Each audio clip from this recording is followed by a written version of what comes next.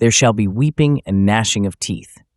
You have heard that line, probably preached as a warning about hell. But this phrase isn't about hell. The Greek says something else entirely, and once you see it, the verse stops being a threat about the afterlife and becomes a description of what your own jaw is doing right now. That instinct to hear it as hell is not random. Jesus said it 7 times, every single time in a verdict scene. The warning is real. Every sermon that took this line seriously was trying to honor what Jesus meant by it. The saints who built that reading pastored real people. They were not lying. But one thing has never been said from the pulpit. The Greek word under gnashing is not a word for sorrow. It is the word for the sound a beast makes when it tears prey. It is a rage word, not a grief word, which means Jesus was describing something sharper than despair, sharper than regret. He was describing the sound a body makes when it refuses. Gnashing of teeth is rage. Outer darkness is outside a feast, and the feast was set by the Father before you ever arrived. We will walk the tradition that buried this, then the Greek word, then the jaw, then the banquet, then a practice. Because the picture in your head when you hear this phrase is not the Greek, it is a painting, a Latin sermon, a medieval fresco handed down 1,500 years until nobody could see what the word itself was doing.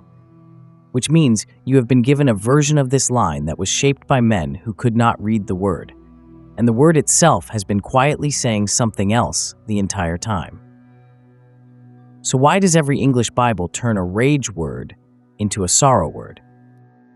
In the year 413, a North African bishop sat down to write a book about a city no living eye had ever seen. His name was Augustine. The book was about a heavenly city and an earthly one. He was writing in Latin because Latin was the language the Western Church now spoke. Augustine read Greek, but not well. He worked from the Latin Bible that Jerome had just finished, and he worked with the concept of hell that the Latin Church was beginning to crystallize. Augustine's school produced sermons, commentaries, and manuals. All of them painted the same picture of the place the damned went. There were fires, there were screams, there was endless sorrow, and the phrase weeping and gnashing of teeth was placed at the center of that picture, because it was the phrase Jesus had used. The bishop was not lying. He was building a coherent reading with the instruments he had. Then came a poet, around 1314. A Florentine exile named Dante finished a poem called the Inferno. The poem imagines a journey through a funneled pit of suffering, tier by tier, chamber by chamber. The damned weep. They gnash their teeth. They wail. Dante was writing vernacular art, not doctrine, but the Western eye took his art as anatomy. For the next 600 years, every fresco, every altar panel, every sermon about hell borrowed Dante's shapes. By the time the King James Version translators sat down in the 17th century, the phrase weeping and gnashing of teeth had a picture attached to it that no Greek lexicon could override. The revivalists of the 1800s inherited the picture and called it doctrine. The hell houses of the 1990s rebuilt it in local church basements. Your pastor did not invent this reading. He received it. You received it from him. So when you hear weeping and gnashing of teeth, you do not hear a Greek phrase. You hear a fresco. You hear an Italian poem. You hear a Latin sermon that assumed, because it had to, that the Greek said what the Latin said. But the Greek did not say that. What you have been carrying in your head when this phrase lands is not the text. It is a painting. 1,500 years of Latin hell doctrine and Italian art layered one on top of the other until nobody could see the banquet the Greek was describing underneath. The question changes. It is not why this phrase sounds like hell. It is something else. What does the Greek actually say when you read it cold? A crowd around a dying man. The man is calm. The crowd's jaws are working. Acts, chapter 7. A young disciple named Stephen is standing before the Jerusalem council. He has just finished a long speech laying out the history of Israel and its prophets. Then he has made one observation his listeners did not want to hear. They kill their prophets. They have always killed their prophets, and they are about to kill another one. The next verse in the King James Version reads like this: When they heard these things, they were cut to the heart, and they gnashed on him with their teeth. The crowd is not mourning. The crowd is not weeping. The crowd is raging. teeth bared at a calm man who will be dead within the next 3 minutes by stones already in their hands. And the Greek verb the text uses for their teeth work is the verb form of the word Jesus used in Matthew. Same root, same action, same shape of the body. That is the New Testament's own cross-reference. Now look backwards into the Hebrew scriptures and the pattern gets denser. Psalm 35, verse 16. The psalmist writes that hypocritical mockers gnash upon him with their teeth. He is surrounded by enemies, and the sign of their hostility is what they do with their jaws. Psalm 37, verse 12. The wicked plot against the righteous and gnash upon him with their teeth. Not mourning. Plotting. Psalm 112, verse 10. The wicked shall see it and be grieved. He shall gnash with his teeth and melt away. The teeth grinding is the envy of a wicked man watching a righteous man flourish. Lamentations chapter 2, verse 16. The enemies of Zion hiss and gnash their teeth in triumph over a fallen city. Teeth as celebration of destruction. Job chapter 16, verse 9. Job describes God as an assailant who gnashes at him like a beast. Even when the psalmist paints God in wrath, the teeth image is attack, not grief. The saints who taught you the sorrow reading were not lying.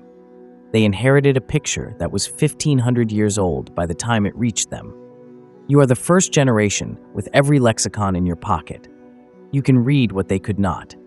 Every single time the Hebrew Bible shows teeth gnashing, it is the posture of an enemy grinding his will against someone he hates. Every single time the New Testament shows teeth gnashing outside the Matthew formula, it is a mob raging at a man they are about to kill. And the phrase Jesus repeated 7 times in his own teaching is the same Greek word, the same body motion, the same shape of the will. The sorrow in hell reading has no scriptural warrant anywhere else.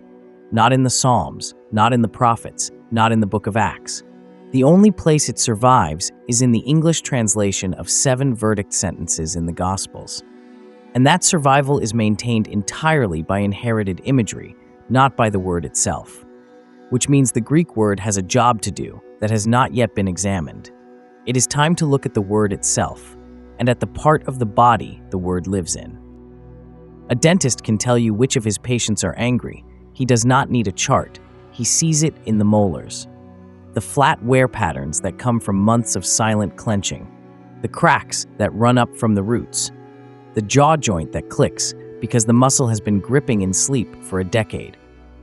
The jaw is where the will lives in the body. You clench before you decide to clench.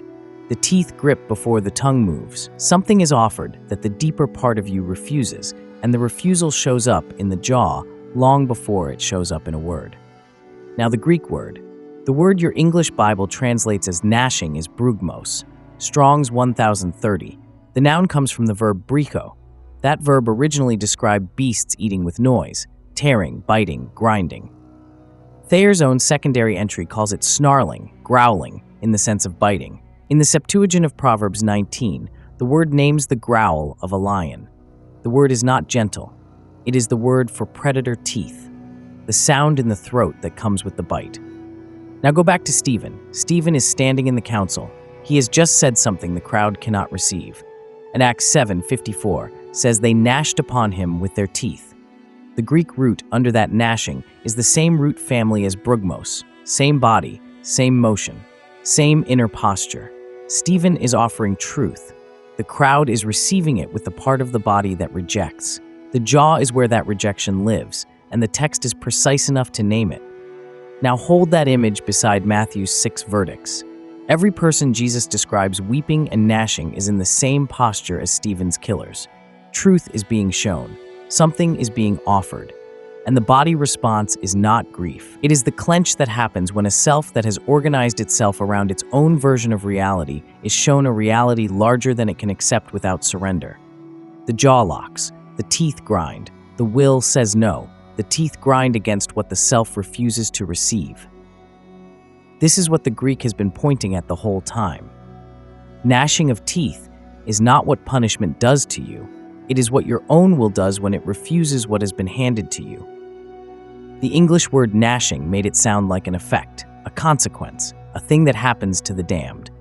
The Greek word names it as an action, the thing the sufferer is doing, the clenching he is maintaining. the refusal he is still choosing at the very moment the verse lands on him, which turns the question inside out. If gnashing is an active refusal, what is being refused? What is being offered that the jaw is biting down against? You have stood outside a lit window on a winter street and watched a family eat. The people inside are laughing. There is bread on the table, a pitcher being passed, a child climbing down from a chair to get something from the floor. You are outside. The glass separates you. The cold is on your back. The light is on their faces. That's what outer darkness is. The Greek phrase in Matthew's verdicts is skotos exoteron. Skotos means darkness. Exoteron means outer, the outer darkness.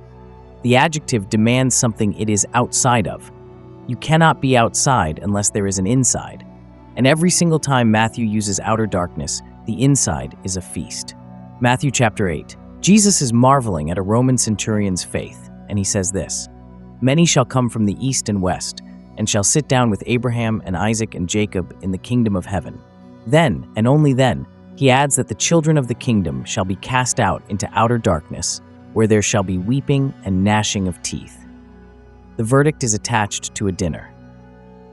Matthew chapter 22. The wedding banquet parable. The king throws a feast for his son. A guest comes to the feast without the wedding garment. The king has the guest bound hand and foot and cast into the outer darkness, where there shall be weeping and gnashing of teeth. The verdict is attached to a wedding reception. Matthew chapter 25. The parable of the talents.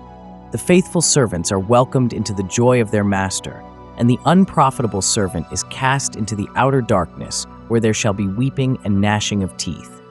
The verdict is attached to a celebration the servant has refused to enter. Luke 13 adds the final seal. Jesus says there shall be weeping and gnashing of teeth when you shall see Abraham and Isaac and Jacob and all the prophets in the kingdom of God, and you yourselves thrust out. The gnashing happens at the sight of the feast, at the sight of the patriarchs reclining, at the sight of others coming from east and west to take the seat. The outer darkness is not a location. It is the position of someone standing outside a banquet hall he has refused to enter, watching others take the chairs that were offered to him, and grinding his teeth because the thing being refused is his own. The feast is set, the host is the Father, the invitation is the passage, the clench of the jaw, the grind of the teeth, the rage against what is being served at the table he was supposed to be at. That rage is the exile. The outer darkness is the shape the will takes when it says no to a chair that has always been its own. You are not being kept out. The door was never closed. If you want to walk the Greek the way this video walks it, I have put the full lexicon trail for brugmos and skotos exoteron into a study guide I only share with the Watchmen. That is the third tier on the join button below this video. It is where the exclusive breakdowns live for viewers who want to read every word this way. Now the only question left is a practice. What does it look like to unclench? A child at a dinner table, arms crossed, lips shut. The plate is still there. The father has not taken the plate away. The father is not angry. The father is waiting for the child to stop refusing. The food has been served. The seat has been set. The only thing in the way of the meal is the clench of the child's own mouth against it. That is the practice. The next time God offers you something you cannot earn, pay attention to your jaw. The grace that arrives when you were expecting a punishment. The forgiveness that shows up before you had a chance to apologize. The stillness that comes when you thought the work was everything. The calling you never applied for. The love you did not deserve and cannot repay. In the moment the offer lands, watch the jaw. It will clench. The teeth will grip. The muscle at the side of your face will tighten, and if you listen to your own body, you will hear the no before you think it. That clench is the outer darkness. That grip is the gnashing. The feast is on the table, and the jaw is the last door between you and the seat. The softening is the entry. Let the jaw open. Let the teeth unclench. Let the tongue rest. This is not an act of willpower. The jaw softens because you have noticed the refusal, and the noticing loosens the grip. The feast does not require you to set it. You did not cook the meal. You did not pour the cup. The fish does not make the water. The air does not build the house. You walk in and you sit down, and the one at the head of the table is your father. He has been serving since before you ever gnashed. The feast was set before you arrived. The seat with your name on it has been there the entire time.